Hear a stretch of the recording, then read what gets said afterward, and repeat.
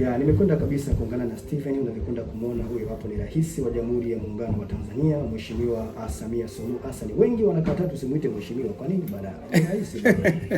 Hata kama wanamchukia lakini ni rais bwana. Kwa hiyo yeye ni mheshimiwa tu kwa sababu ameshafanya kazi ya urais, au sio sasa? Bwana huyo ni mheshimiwa bwana. Maana tulivyoposti video ya mbele baadhi ya comment watu waambia kwamba sijui sio rais, tusimuite mheshimiwa, tumuite nani sasa? Okay, ifahamike kwamba nchini Tanzania maandamano yanaendelea. Ndio. Unajua maandamano yameanza lini Steve?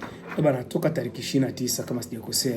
Za mwezi wa 10 mwezi wa 25. Ilikuwa ni siku ya Jumatano na sasa hivi imekwenda kuchukua siku 3 maandamano yanaendelea. Unahisi watafanya karibia hata wiki au wiki mbili, unaonaje hapo? Si ndio pale amekwenda kutangaza kwamba nani ndio inaanza uchaguzi. Ndio hapo kelele zilipoanzia hapo. Vijana wakavurugwa.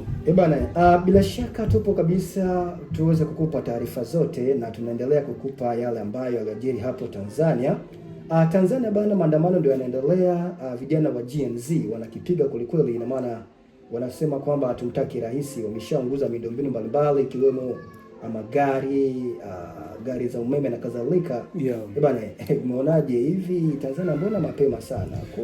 Tulikuwa tunahisi labda Tanzania ndio nchi ya amani. Imekaaje? Mbona kama umechukua mkondo wa nchi ya Jamhuri ya Demokrasia ya Kongo?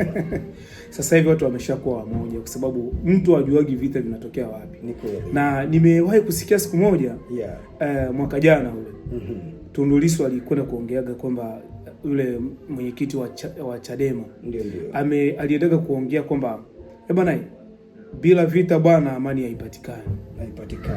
Ili kupata amani lazima kwanza vita vianze. Lazima mpigane kwanza, mnyoshane vidole muone nani mwenye nguvu. Na ndio vita vyenyewe sasa. Na ifahamike kwamba Mheshimiwa Tundu Lissu ambapo ni mwenyekiti wa chama Demokrasia na Maendeleo.